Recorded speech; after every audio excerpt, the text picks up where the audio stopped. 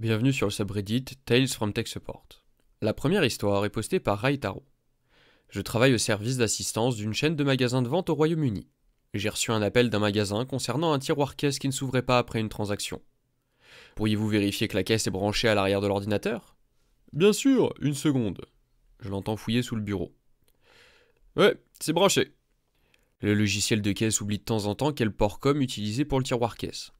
Je vais juste essayer d'ouvrir le tiroir manuellement. Pouvez-vous vous éloigner du tiroir afin qu'il ne vous cogne pas ? Ah, bien sûr. J'ouvre le panneau de commande et essaie d'ouvrir le tiroir caisse.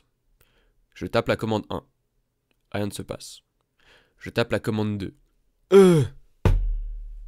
Allô ? J'ai entendu quelque chose. Le tiroir s'est ouvert ? Allô ? Après environ 20 secondes, une femme décroche le téléphone en riant.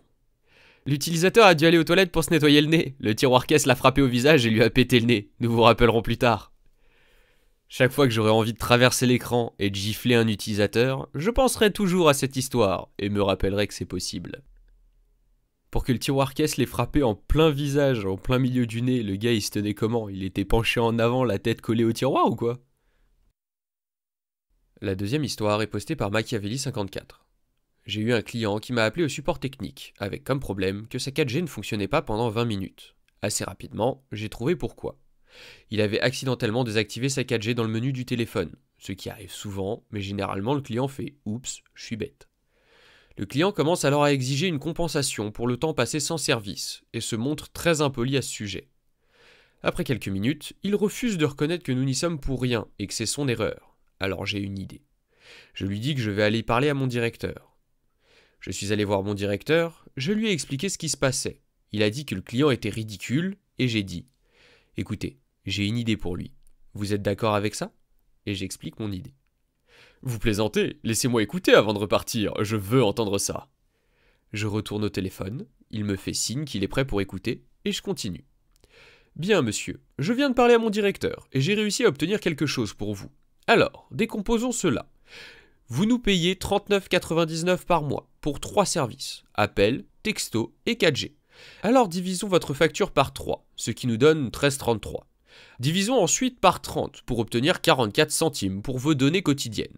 Maintenant, vous avez eu vos données désactivées pendant 20 minutes, mais pour le but de cette étude, je vais arrondir à 1 heure, donc nous avons juste besoin de diviser ces 44 centimes par 24 heures. Donc cela signifie que vous cherchez une compensation pour 1,8 centimes, donc disons juste 2.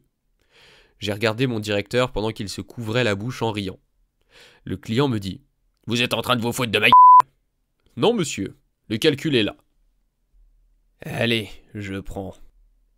Et c'est ça que ça donne quand on refuse de reconnaître ses propres erreurs. On perd du temps, le tout pour 2 centimes. Enfin bon, c'est le début de la richesse, hein. La troisième histoire est postée par Supprimé. Voici une autre histoire du bureau de l'enfer.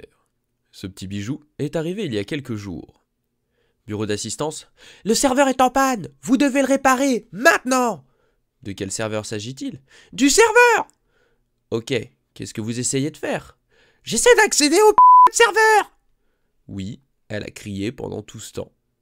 S'il vous plaît, pouvez-vous arrêter de me crier dessus et me dire de quel serveur vous parlez ou ce que vous essayez de faire?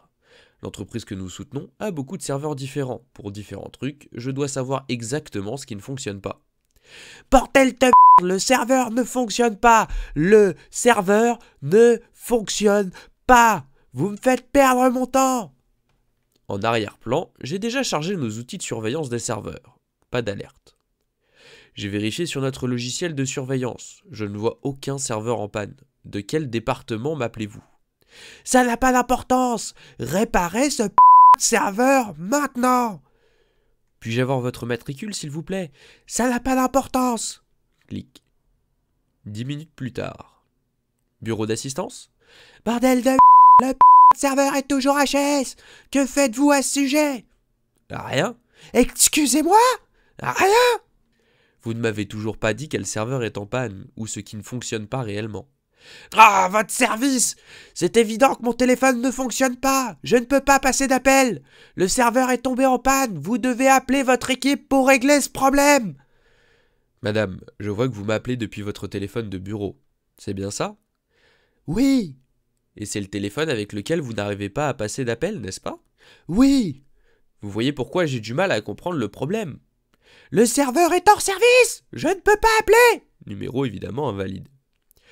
Madame, il manque 3 chiffres à ce numéro pour qu'il soit valide. C'est pourquoi l'appel ne se connecte pas. Écoutez, le serveur est clairement en panne. Je vais demander à mes employés d'appeler les vôtres à ce sujet. Clic. Ok, donc on a une dame qui appelle le service d'assistance depuis le téléphone qui est censé pas fonctionner. Et comme ça va pas assez vite, elle appelle ses propres employés pour qu'ils appellent les employés du service d'assistance pour essayer que ça aille plus vite. Avec le même téléphone qui ne fonctionne toujours pas. Enfin, qui est soi-disant censé ne pas fonctionner. C'est juste qu'il lui manque une case et qu'elle a pas compris qu'un numéro, si t'as pas tous les chiffres, eh ben ça connecte pas. Oh! Et histoire d'essayer d'accélérer le truc aussi, elle passe son temps à crier et à insulter les gens. C'est bien, ça donne vraiment envie d'aider ça. La 4e histoire est postée par The Dark Avenger X. Les acteurs de cette histoire sont un copain de l'informatique et une femme confuse. Le copain de l'informatique a vu qu'un ticket était arrivé, et il était de la femme confuse. Il disait « Vous avez supprimé tous mes fichiers, j'en ai besoin pour faire mon travail ». Le service informatique a appelé la femme confuse pour voir ce qui se passait, car nous ne supprimions pas les fichiers personnels des ordinateurs des gens, à moins qu'il y ait une bonne raison pour cela, et que nous ayons la permission de l'utilisateur. Pendant qu'il était au téléphone, il s'est connecté à l'ordinateur de la femme confuse, et a remarqué que tout manquait sur son bureau, sauf la corbeille de recyclage. Il remarque qu'il y a des fichiers dans la corbeille de recyclage, alors il l'ouvre, et tous ces fichiers sont là. Voici tous vos fichiers, les avez-vous déplacés ici ? Oui, je les ai déplacés ici pour les recycler, afin qu'ils soient propres pour que je puisse travailler dessus. Excusez-moi. Oui, je les déplace dans la corbeille de recyclage pour les rendre neufs, afin que je puisse réutiliser les fichiers. C'est la poubelle. Vous déplacez les fichiers ici pour les supprimer de votre ordinateur. Ce n'est pas une poubelle, c'est une corbeille de recyclage. C'est écrit juste en dessous de l'icône. Donc pendant la demi-heure suivante, mon ami a dû lui apprendre à utiliser la corbeille de recyclage. À quel point on peut être mauvais en informatique pour ne pas savoir que cette petite poubelle c'est l'endroit où tu mets tes fichiers pour t'en débarrasser. Surtout qu'en plus ça a l'air d'être son outil de travail. La dernière histoire est postée par Bombadils. Mon premier poste depuis un certain temps.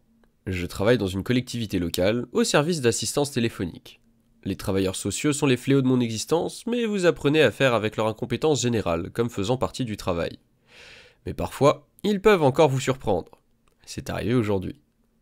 Nous utilisons un nom d'utilisateur générique pour la plupart de nos ordinateurs, afin que les gens puissent se connecter à la machine, puis de là, ils se connectent à Citrix pour travailler. Tout le monde connaît le nom d'utilisateur et le mot de passe pour cela. C'est littéralement écrit sur les murs dans la plupart des endroits, car la seule chose à laquelle il peut accéder est une autre page de connexion. Ce n'est donc pas un problème de sécurité. La plupart de ces comptes restent connectés à tout moment pour ne pas perturber les génies qui travaillent ici. Un type a appelé, a dit bonjour et a demandé les détails de connexion générique. J'ai changé le nom d'utilisateur et le mot de passe exact, mais à part ça, c'est plus ou moins du mot à mot. Alors, quel est le nom d'utilisateur ? C'est ordi. Alors c'est le numéro d'inventaire du PC ? Non, c'est juste le mot ordi. Et puis anti-slash mon nom ? Non, c'est le mot ordi. O-R-D-I. Ordi. Rien d'autre. Et quel est le mot de passe ? C'est mot de passe, comme dans le mot mot de passe, avec un M majuscule, mais vous remplacez le A par un 4. Donc c'est mot de passe 4. Non, ce n'est pas ça. C'est M-O-T-D-E-P-4-S-S-E, avec un M majuscule au début. Tout le reste est en minuscule. Ok, donc le nom d'utilisateur est ordi mot de passe. Quel est le mot de passe ? Non, le nom d'utilisateur est ordi. Le mot de passe est mot de passe. C'est tout. Juste 2 mots. 2 cases, 2 mots. Ça n'a pas marché. J'ai tapé mot de passe, mais ça dit incorrect. Appelez-moi ce que vous avez tapé pour moi, s'il vous plaît. M-O-T-D-E-P-A-S-S-E. Je reprends très lentement et très clairement, au cas où ce serait mon accent ou autre. Comme je l'ai dit, M majuscule, petit O, petit T, petit D, petit E, petit P, chiffre 4, petit S, petit S, petit E. Mot de passe. Nope. Et ça dit que le compte est verrouillé. J'ai utilisé un M majuscule cette fois. Sûr. Avez-vous utilisé un 4 à la place du A? Utiliser un 4 pourquoi? J'ai pris le contrôle à distance de la machine et je l'ai tapé pour lui. Il s'est plaint que le système était inutilement compliqué. Ouais, les histoires sont de pire en pire. C'est pas possible d'être aussi mauvais avec un ordi. Si la vidéo vous a plu, pensez à laisser un like pour soutenir la chaîne, à vous abonner et à activer la cloche pour ne pas rater les prochaines. C'était le Compteur, on se retrouve bientôt pour de nouvelles histoires.